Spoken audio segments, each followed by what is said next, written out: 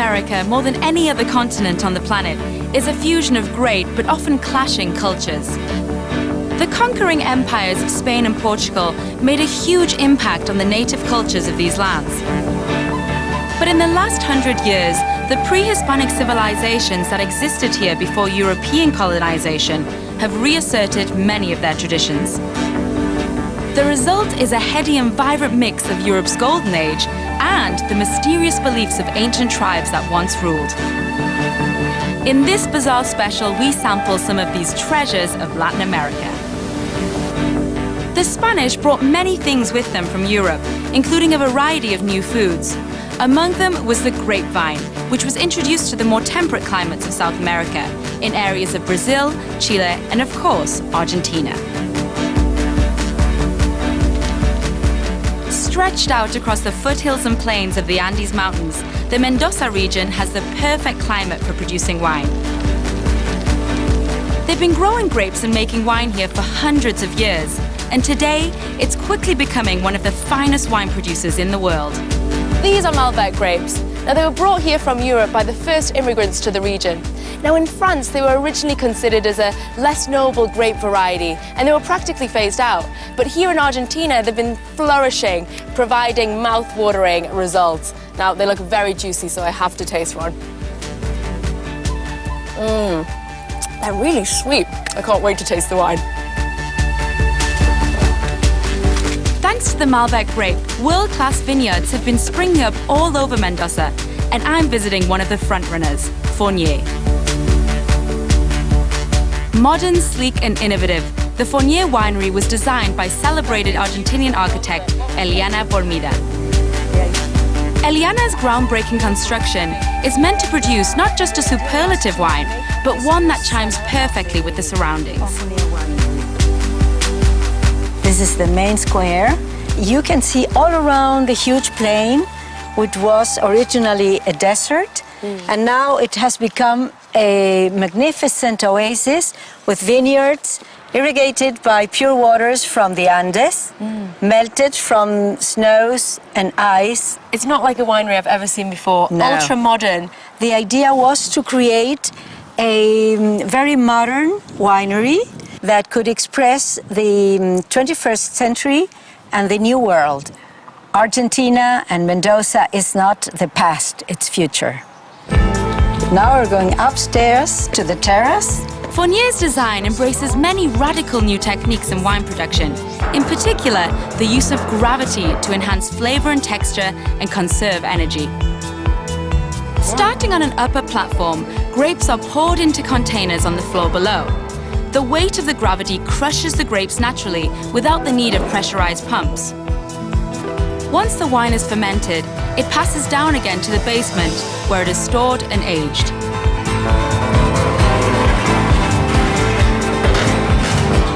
It's quite dark down here. Yeah. Wow. Very James Bond. That's great. My goodness, it's enormous. I wasn't expecting this. And the smell is fantastic. My goodness, I've reached the wine. 2,000 oak barrels here. Wow. This big cellar is just below that courtyard we were this morning, remember? The one where we were standing? Yes. Oh, right. I didn't Panoramic realize. view, now we're in the middle of the earth. Oh, wow. That's incredible. It's cool. The temperature is between 15 and 18 degrees. It's good for the aging of wine. Okay. Well, I'm looking forward to trying it, that's for sure. Yes, enough chat. It's time to sample the wine. And Fournier's owner, Jose Manuel Ortega, has kindly offered to give me a private tasting in his VIP room.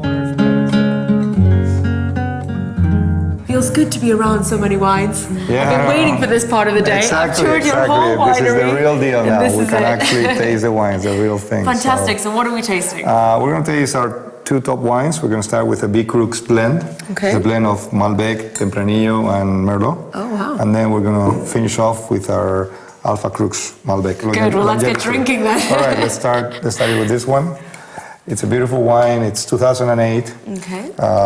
12 months aging in French oak barrels. Oh, wow, the smell. I'm getting a kind of cherry. I don't know if that's right. Yeah, that's good. I mean, have you been a winemaker in a previous life? Not at all, but I'm just going with it. I have a good nose. As I said, the mixture of the Tempranillo and the Malbec working together. Our vineyards are 1,200 meters of altitude, so that's very some of the highest good. altitude vineyards in the world for wine. Is that what makes the wine so good? Is it because of the temperatures that you get? Yes, you get less alcohol, more acidity, more freshness, more aging potential. So. Well, that is wonderful, really great. We're going to try our top wine from the winery. And this is 100% Malbec. Oh, no, I know before even tasting that's going to taste good. So what's the main characteristics of a pure Malbec? Well, it's usually a very flowery, very floral variety, a lot of tea leaves, a lot of violets. It's our queen variety in Argentina. It's the only country where it really grows well. And that's why the French are so jealous of us, because we have it and they don't. So there you go, you Frenchies. Yeah, Malbec. Argentinian Malbec is where it's at. All right, so let's try this. Delicious, honestly. Silky, perfumed, very elegant. I have to say, I actually prefer this one to the other one. Well, you're a lady with expensive taste. Yeah, I know. It's a much more expensive wine than the other. So. Sorry, not a cheap date. Yeah, exactly.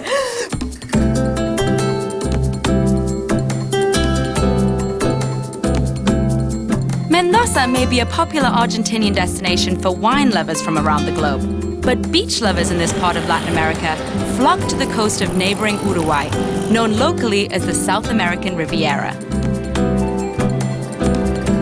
Its capital, Punta del Este, has long been a refuge for artists, and you can't come here without visiting the spectacularly fanciful Casa Pueblo.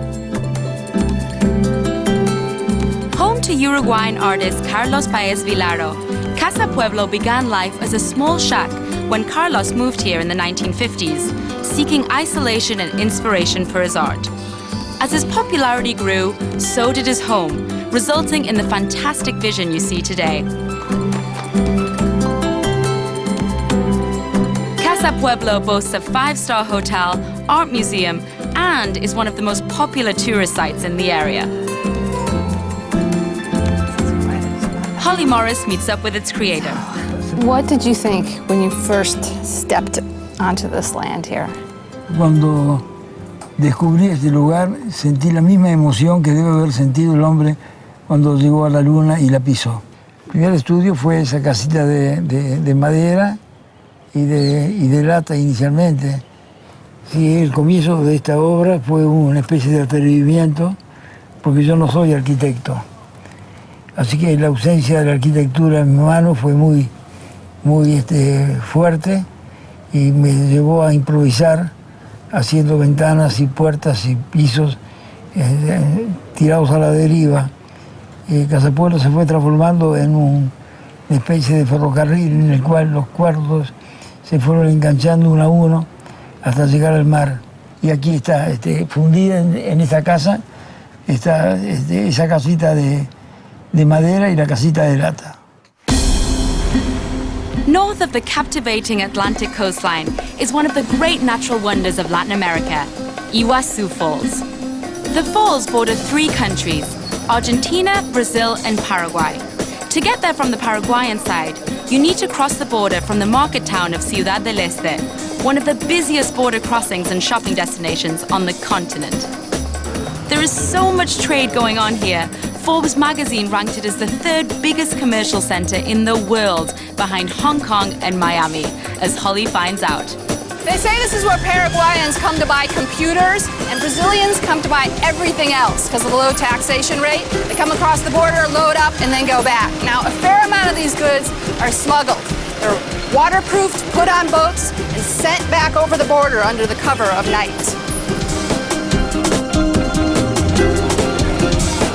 I'm told you can get across the Brazilian border on one of these motorcycle taxis, so I gotta find one that's available to take me. Hola, ¿cómo estás? Bien. ¿A las cataratas? Brasil, cataratas. Sí, sí. El señor te va a llevar. Go with him? Sí, Hola, ¿a las cataratas? Catarata, ¿Cuántas? 20 dólares. $20, all the way over. Okay, you're on. Gracias. All right. Nice corn, Tarzan. Vamos.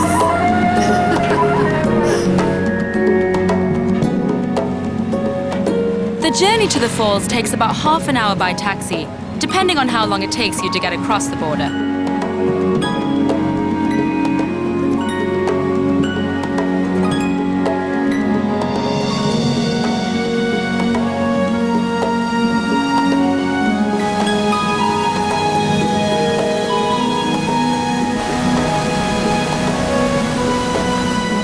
It may not be one of the 7 wonders of the world, but should definitely be a runner-up. Spectacular, huh?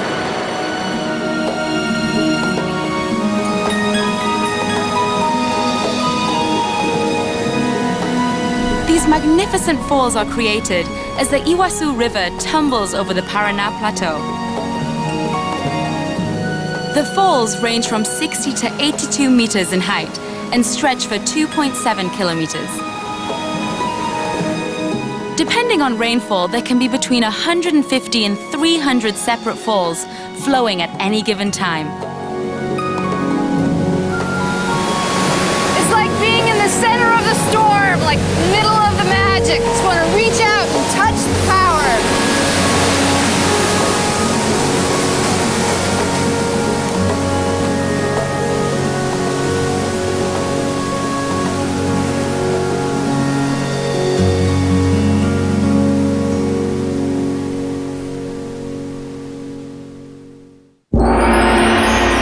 America is divided in two by 2 other geographical wonders, the Amazon Basin and the mighty Andes mountain range. Nestled on its western side is Peru, the home to one of Latin America's most impressive pre-Hispanic civilizations, the Incas. Conquered by the Spanish in the 16th century, their descendants still carry on their traditional ways today. Set against the stunning backdrop of the Andes Mountains in southeastern Peru is the picturesque town of Cusco. We joined Brianna Barnes at the San Blas market in its bustling old quarter, a great place to seek out some traditional arts and crafts. In Inca time, San Blas was an area outside a ceremonial center and also where commoners lived. But now, it's the art scene in Cusco. There's a huge range of items for sale here, from handicrafts, pottery and leather goods, to paintings, Inca statues and hats, which in many places is an essential part of Peruvian dress.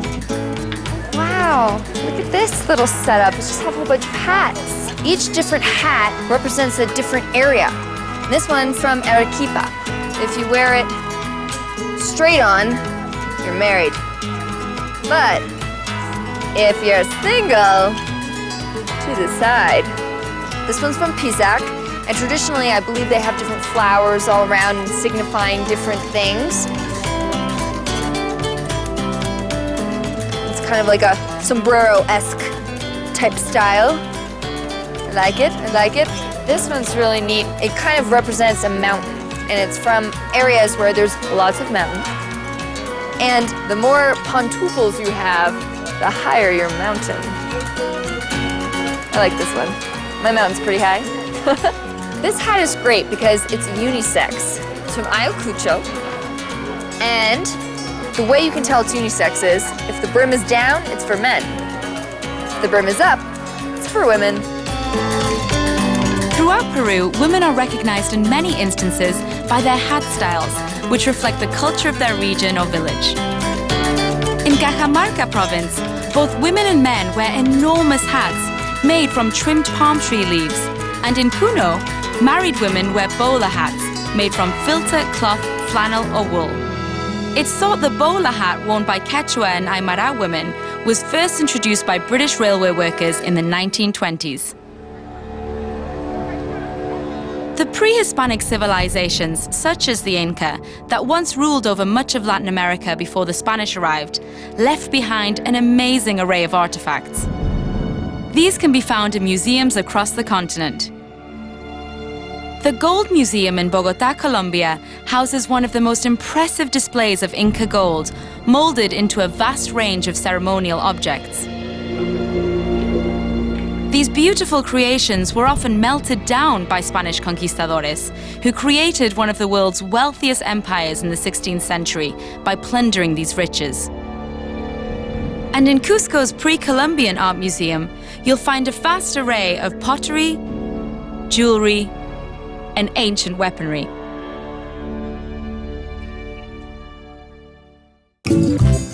One artist who really appreciates the value of ancient artifacts like these is world-renowned ceramicist Pablo Seminario. He's based an hour's drive out of Cusco in the sacred valley of the Incas, and Brianna is paying him a visit. I'm at Pablo Seminario's workshop here in Urubamba. Can't wait to see the master at work.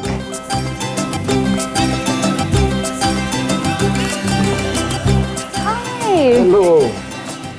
Lovely to meet you. Trained as an architect, Pablo's art evolved when he moved to Cusco 30 years ago. Please wait, please. And his latest pieces are being shown at the Smithsonian Museum in Washington, D.C. When I got my first amount of clay, I started to do Cusco houses, then I started to do copy from ancient cultures, and I started to develop my own fantasy.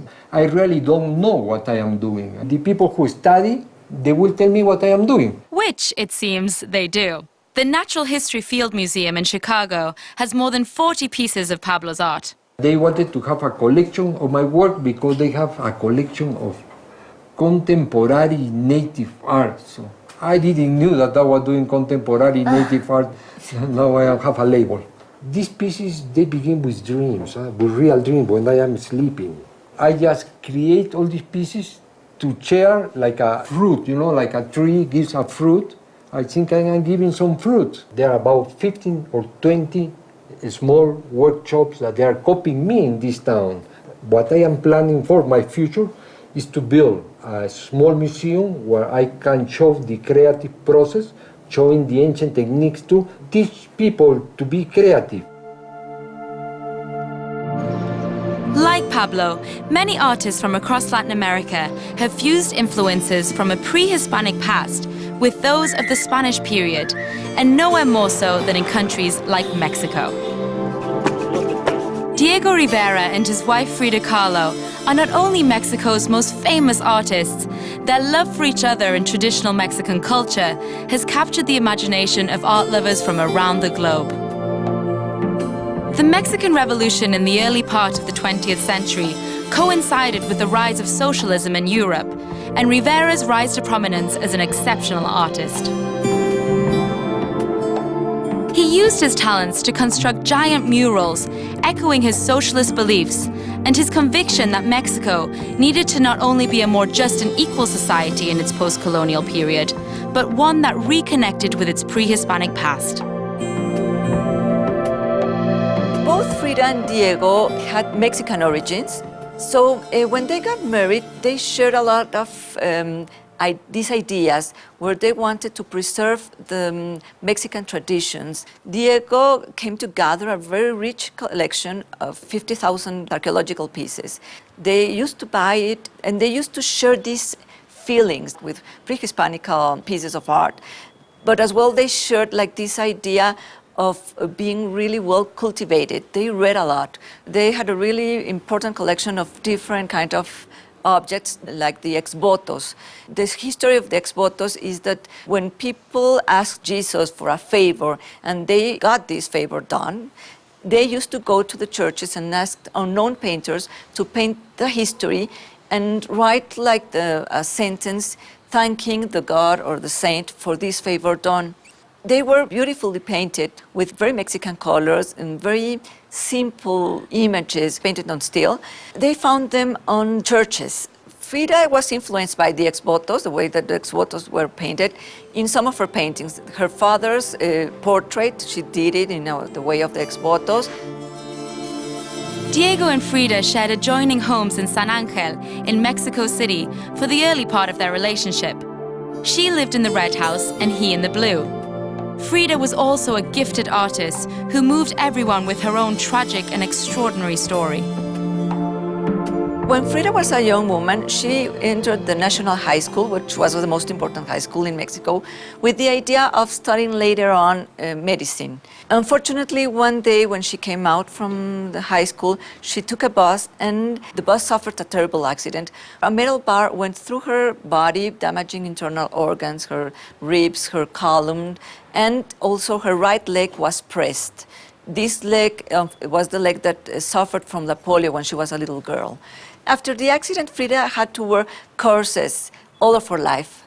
And as well, she had to spend a lot of time in bed, lying down. She started painting to entertain herself. Frida found out that through painting, she could express her feelings, her sadness, her pain, her anger. And she found out that doing her self-portraits, she could transmit this feeling. For doing her self-portraits, she used to look herself at the mirror. So her father arranged to put on top of her bed a door with a mirror where she could easily look at herself. She worked like with a duality where there was this Frida that she looked at the mirror, that was the Frida that suffered from the accident, but there was also this Frida that fought against this feeling and that wanted to walk again and did walk again, that wanted to be a very joyful woman, that enjoyed life, enjoyed being with friends. So this helped her a lot to confront this event. When Frida became too ill to navigate the elaborate dwelling's many staircases, the couple moved to the family home where she'd been raised in Cayoacan, on the outskirts of the city. Constructed in a typical Mexican style, with a plain facade giving away to a beautiful courtyard, for Frida, the house was a haven from the outside world. Thanks to her amazing artistic legacy, the home has now been turned into a museum and receives around 250,000 visitors each year. The kitchen and the garden were very important spaces for them. They were spaces that they used to share with people. In the kitchen, they used to prepare marvelous dishes, and they as well enjoyed this garden, which is really beautiful.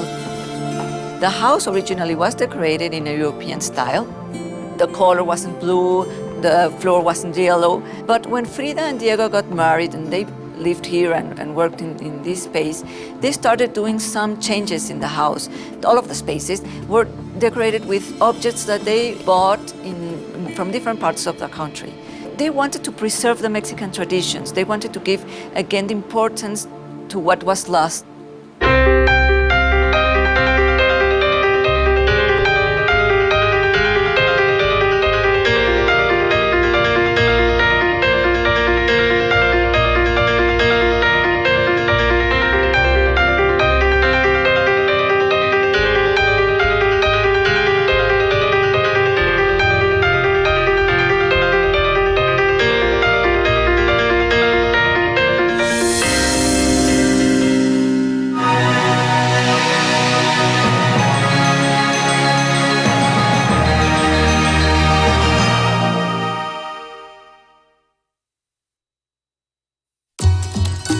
You can find more about the series on our website.